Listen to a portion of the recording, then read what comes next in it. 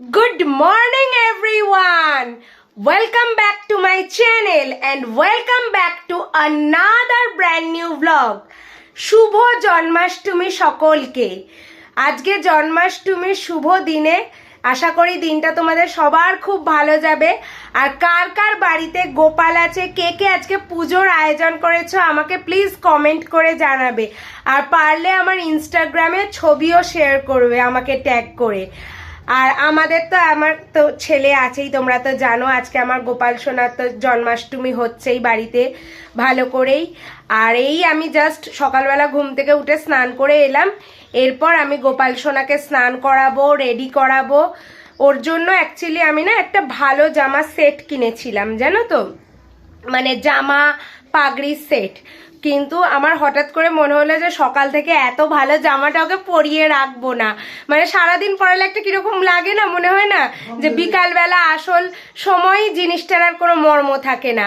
সেই জন্য আমি এই পাশেই দোকানে গোপালের জামা বিক্রি হয়, স্নান করেই আগে দৌড়ালাম আমি সেখানে গিয়ে, পাশেই একদম আমাদের ঘর থেকে বেরোলেই জাস্ট। তো সেখান থেকে একটা জামা কিনে আনলাম, সেটাই তোমাদেরকে দেখাবো। স্নান করিয়ে এখন পরাবো। এরপর আমার তো স্নান হয়ে গেছে বললাম, এবার ওকেই স্নান করাবো, করিয়ে এখন পরাবো। ওই জামাটা তোমাদের দেখাবো, আর বিকালেরটা তোমরা বিকালবেলা দেখতে পাবে। প্রথমেই বাবুকে একটু মধু মাখিয়ে নিলাম। আজকে জন্মাষ্টমী বলে কথা, একটু না মধু মাখিয়ে স্নান করালে হয় বলো?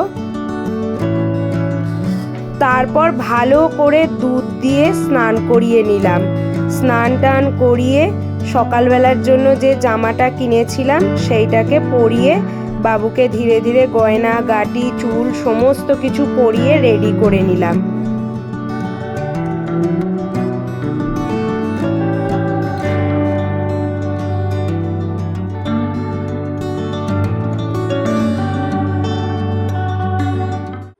এবার সোনাকে সিংহাসনে বসিয়ে দিলাম।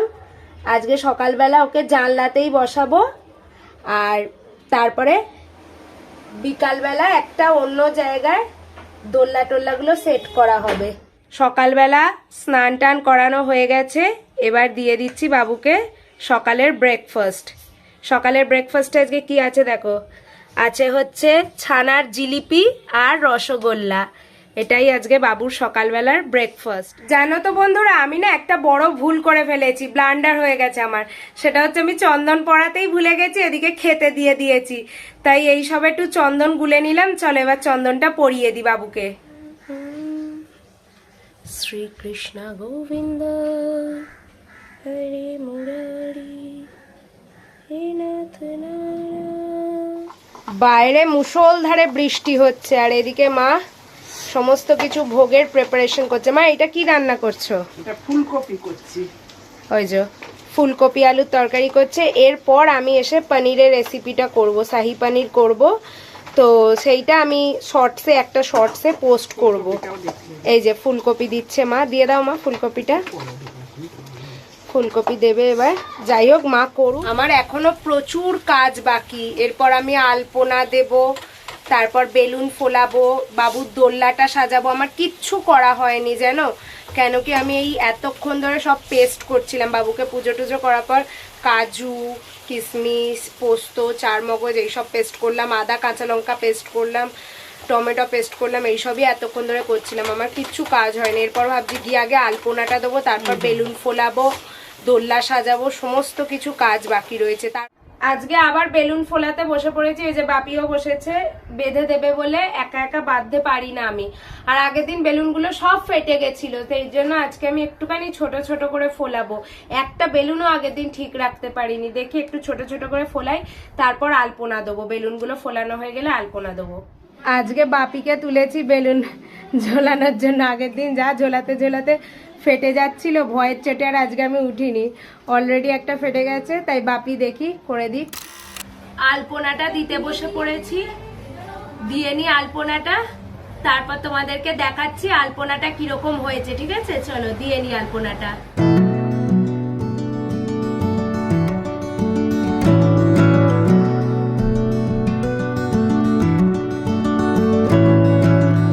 দেখো টেবিলটাকে এই সাইডে আমরা সরিয়ে দিয়েছি, দিয়ে এই দিকটা ক্লিয়ার করে নিয়েছি, কারণ এই দিকটা আজকে ঠাকুরকে বসাবো বলে।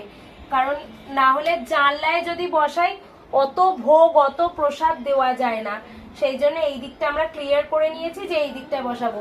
আর এই যে একটা জুগাড়ু স্টেজ তৈরি হয়ে গেল আমাদের। এবার দোলনাটা সাজাতে বসেছি। আর দেখো আগের সপ্তাহে মানে রাখি পূর্ণিমার দিন আমি সাজিয়েছিলাম হচ্ছে রজনীগন্ধা ফুল দিয়ে, তাই আজকে ভাইকে বলেছিলাম গাঁদা ফুল আনবে, গাঁদা ফুল দিয়ে সাজাবো। একটা গাঁদা ফুলের মালাতেই মোটামুটি দেখছি যে সুন্দর করে সাজানো হয়ে যাচ্ছে। যাই হোক চলো সাজিয়ে নিয়ে তোমাদেরকে দেখাই। দেখো আমার দোলনা সাজানো হয়ে গেল ফুল দিয়ে। এবার আমি সিংহাসনে দোলনা বসিয়ে দিই, চলো। দেখো সাজানো মোটামুটি কমপ্লিট। এই যে বাপি বেলুনগুলো ঝুলিয়ে দিয়েছে চারিদিকে, বাপি বেলুনগুলো লাগিয়ে দিয়েছে। এদিকে জানলায় লাইটটা রাখি পূর্ণিমার দিন থেকেই লাগানো ছিল, আর আমি আজকে এই যে এইখানে এই লাইটটা এইভাবে দিলাম। কীরকম লাগছে তোমরা একটু জানিও। এইভাবে পুরো গুচ্ছ করে বেঁধে দিয়ে দিলাম। এই দেখো আমি আবার মায়ের কাছে রান্নাঘরে চলে এসেছি। আর চলো তোমাদেরকে দেখিয়ে দিই মায়ের অলরেডি কি কি রান্না হয়ে গেছে, দাঁড়াও দেখিয়ে দিই। এই যে মা এখন সুজির পায়েসটা করছে, আগে সুজিটাকে ভেজে নিচ্ছে, করুক মা সুজিটা। আর এদিকে দেখো ফুলকপি আলুর তরকারি। তবে এইগুলো আমি যেটা দেখাচ্ছি এই ফুলকপি আলুর তরকারিটা কিন্তু গোপালকে মানে এইটা থেকে দেবে না, গোপালের অলরেডি মা আলাদা বাটিতে তুলে নিয়েছে। এদিকে দেখো বেগুন ভাজা, আলু ভাজা, পটল ভাজা, আর এই যে বাবুর জন্য তোলা হয়েছে শাহি পানির। আর এইদিকে আমাদের সবার শাহি পানিরটা রয়েছে। এই যে দেখবে ফুলকপিটা বাবুর তোলা হয়েছে, এই যে ফুলকপি বাবুর তোলা রয়েছে বাটিতে আলাদা। এদিকে ভাজা পিঠে তাল ফুলুরি তো হয়েই গেছে, আর ওদিকে ময়দা মেখে রেখেছে, লুচি করবে। লোকেদের অলরেডি পুজো আরম্ভও হয়ে গেছে অনেক। দেখো আমি আমার গোপালের জন্য এই গোমাতাটা কিনে এনেছিলাম, এনে আবার আমি ভালো করে তাকে রঙও করেছি। আজকে এই যে আমার সোনার কাছে বসিয়ে দিই গোমাতাকে। এবার বাবুকে রেডি করে দিচ্ছি সন্ধ্যের জন্য। এই যে এই জামাটা পরাবো, চলো পরিয়ে রেডি করে নিই। এই দেখো রেডি করা মোটামুটি কমপ্লিট। এবার এই জামা সেটেরই দেখো এই পাগড়িটা দিয়েছে, মানে একদম জামা সেটের পাগড়ি। এই পাগড়ি পরিয়ে দিলাম, ব্যাস। দেখো হঠাৎ করেই বললো ব্রাহ্মণ পুজো করতে আসবে, তাই এই যে ভোগ টোক সব তাড়াতাড়ি করে বসিয়ে দিচ্ছি। ভাজা পিঠে আর তালের ফুলুরি ধরে দিলাম বাবুকে। এই যে ফিরনি, এই যে ননির হাঁড়ি বসিয়ে দিলাম, এই যে আটকড়াই ভাজা টাজা সমস্ত কিছু ধরিয়ে দিলাম। বাবুও বসে পড়েছে অলরেডি সিংহাসনে। বাজাও।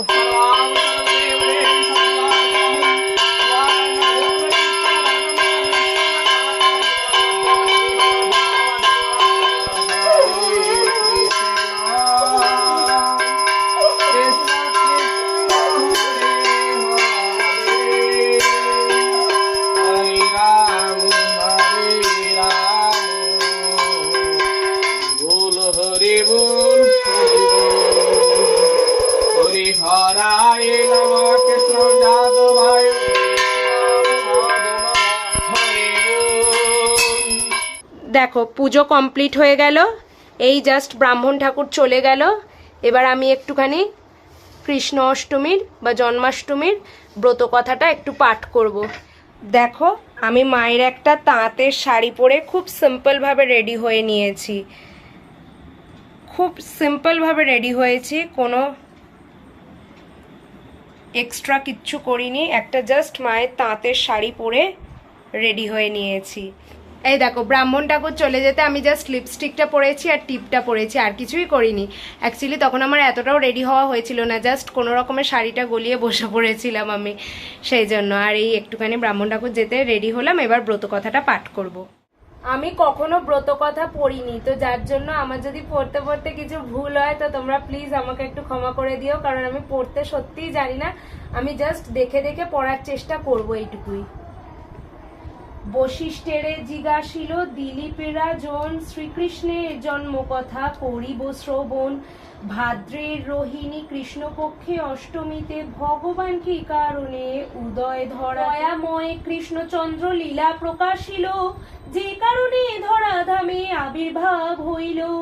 জন্মাষ্টমী ব্রত কথা সমাপন হইল, ভক্তবৃন্দ সবে মিলি হরি হরি বলো। আর এই যে পুজো টুজো শেষ হলো, তারপর তো দেখলে ব্রত কথা পড়লাম।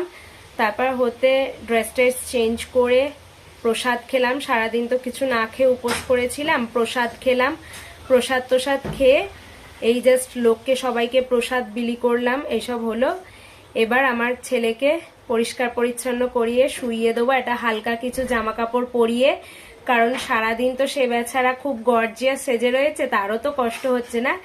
এবার তাকে জামা কাপড় ছাড়িয়ে শুইয়ে দেবো। আমিও আর সেরকম কিছু খাবো না, সারাদিন উপোস করার পর আর বিশেষ কিছু খাওয়া যায় না। এবার শুয়ে পড়বো। তারপরে চলো এখানেই আজকের ব্লগটা শেষ করলাম। সবাই খুব ভালো থেকো, সুস্থ থেকো, আর সব সময় স্মাইল করতে থেকো। আর এই যে আমার ছেলেকে আর একবার দেখে নাও। By, good night.